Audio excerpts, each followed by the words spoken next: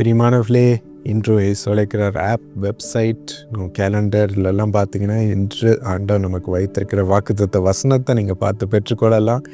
நீங்கள் டவுன்லோட் பண்ணலைன்னா பண்ணிக்கொள்ளுங்க. அதில் உள்ள அன்றாட ப்ராமிஸ் வீடியோ, அதனுடைய வார்த்தைகள் உங்களுக்கு டெய்லி தெரியப்படுத்துகிறோம். இன்று நீதிமொழிகள் 11:30 நாம் பார்க்கலாம். நீதிமானுடைய பலன் ஜீவ விருட்சம், ஆத்துமாக்களை ஆதாயப்படுத்தி கொள்ளுகிறவன் ஞானம் உள்ளவன். ஏன் இப்படி வேதவசனம் சொல்லுகிறது?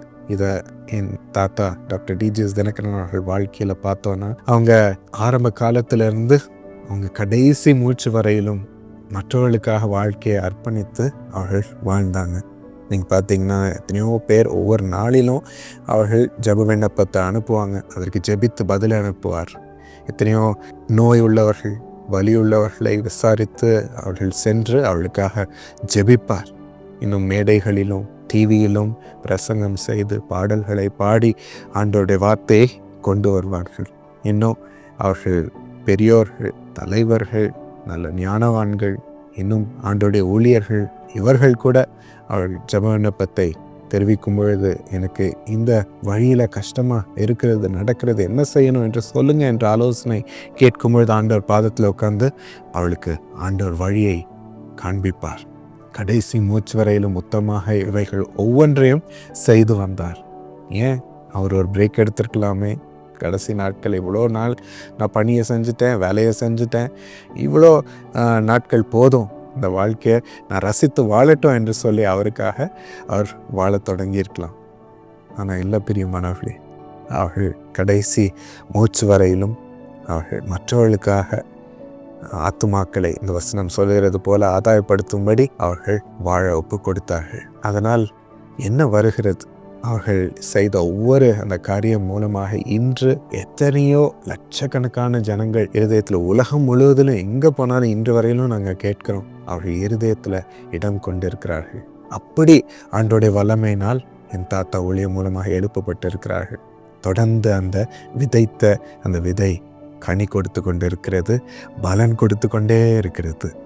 அவர்கள் வாழ்வு அதன் மூலம் ஒரு ஜீவ விருட்சமாக இன்று வரையிலும் வாழ்ந்து கொண்டே இருக்கிறது, கனி கொடுத்து கொண்டே இருக்கிறது. அது நிற்கவில்லை.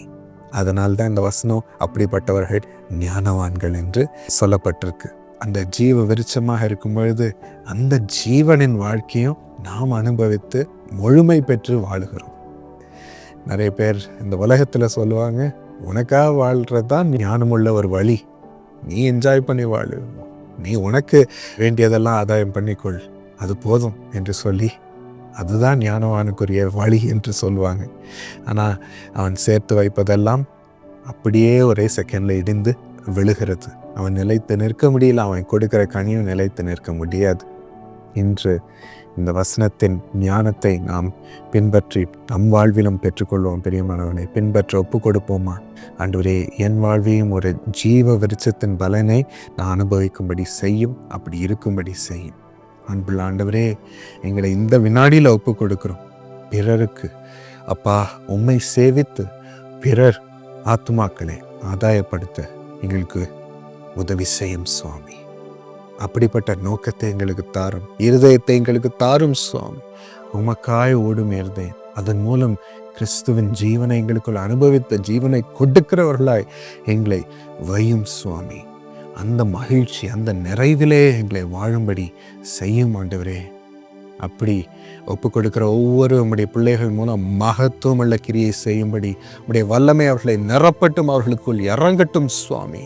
அவர்கள் செய்வதெல்லாம் 100 மடங்கு பலனை கொண்டு வரட்டும், வல்லமை நிறைந்ததாக இருக்கட்டும். அவர்கள் தாளந்துகள் அப்பா நீர் கொடுத்த ஒவ்வொரு விசேஷித்த ஆவி அப்பா அவர்களுக்குள் கிரியை செய்வது அவர்கள் பார்க்கட்டும்.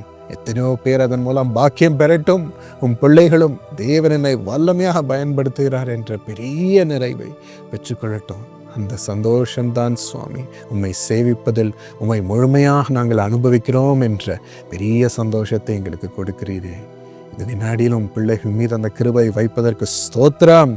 அவர்கள் உமக்காகவும் பிறருக்காகவும் அவர்களை அர்ப்பணிப்பதில் ஞானவான்களாக இருக்க முன் வந்திருக்கிறார்கள். அவர்களுக்கு ஜீவ வெளிச்சத்தின் பலனை தாரும். இயேசுவின் நாமத்தில் ஆமென்.